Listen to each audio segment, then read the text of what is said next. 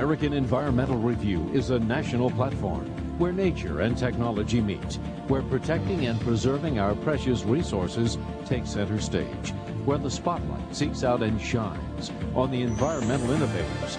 This editorial series, featured on public television, takes an inside look at the outdoors, explores how the decisions we make today impact each of our tomorrows. BioSensory Incorporated was handpicked as a featured guest because of its commitment to the environment in which we live.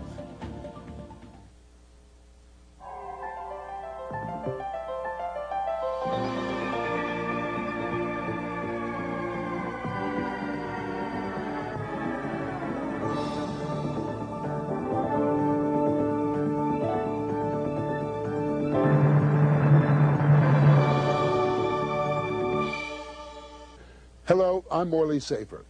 Environmental concerns for such ecosystems as swamps, marshes, and dunes, as well as on wildlife, has fallen primarily to private organizations, such as the National Audubon Society and the National Wildlife Federation.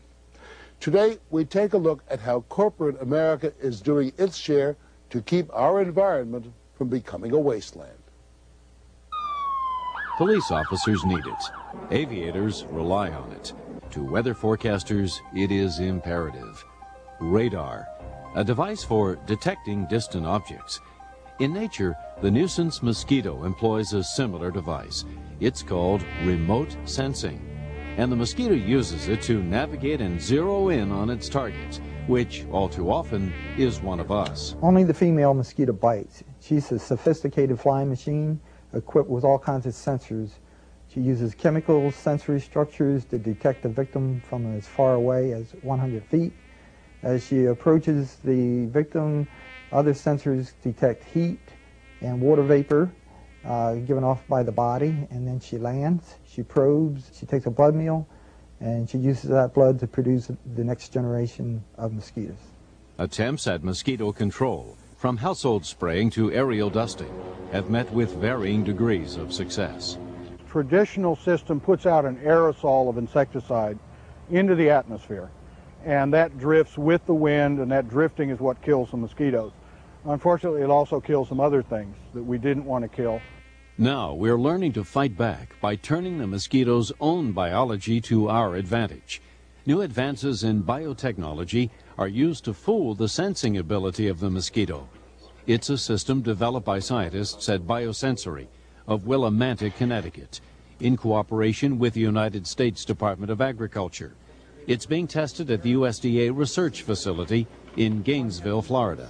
We're trying to use the mosquito's radar, if you will, against it in two ways. One, to attract it to a killing device, and two, to use it, the mosquito's tracking ability against it, to jam the radar so they cannot track you from a distance. In order to attract them to a killing device, we use chemical signals that the insects use to home in from a distance, including carbon dioxide. And when they're close, heat, which signals them to come right into the killing grid of the device. The new technology is more creative. It uses specific biology of the target species. And so it's based on the hole-seeking ability of the female.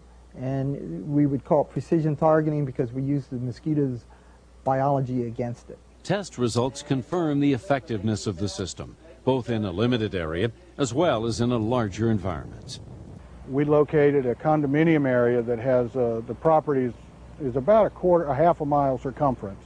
So what we've done is put a pipeline around the circumference of this area and strung targets, and each of those targets has CO2 and Octenol delivered to it, which attract the mosquitoes in. We're putting out the same attractants that people or animals put out, so that in a sense they think there's a warm body there, something to eat. The development of radar came out of the need to give pilots greater defense against an unseen enemy. Nature's radar, together with biotechnology, may give us a new weapon in the never-ending battle against some of our most annoying pests. Environmental technology is a rapidly advancing field, and as developments occur, you'll see them on American Environmental Review. Be sure to join us next time. This is the Mosquito Cognito, and this is the cartridge containing the conceal inhibitor. It's simple to use. It's a battery-powered device. When the two hemispheres are pulled apart, the battery-powered fan is activated and dispenses the inhibitor, which is simply inserted in the bottom like so. To close the cartridge, simply push the hemispheres together. The battery-powered fan is shut off, and the inhibitor no longer is dispensed. You want this where you are to mask your scent, on your deck, pool, patio, where you are.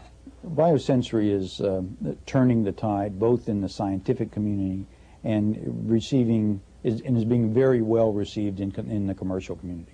We have signed an agreement with the largest retail camping equipment company to produce units for both home, backyard, and camping recreational event use. The largest pest control company in the world and the biggest distributor in Southeast Asia is carrying BioSensory products. In North America, the largest supplier to the pest control industry is introducing BioSensory products. So we are gaining momentum. We've broken the inertia. We're gaining momentum and moving in the areas of retail, agriculture, and professional pest control. John F. Kennedy once said, "The supreme reality of our time is the vulnerability of our planet." It is a timeless statement. World population, consumption, and technology push forward, often more quickly than natural resources can support, or, with consequences, more costly than we can afford. The need for a unified effort to nurture, renew, and protect the planet has never been more compelling. Therefore, once again, American Environmental Review extends a special thanks to the companies that have risen to meet today's environmental challenges. This has been a presentation of WJMK.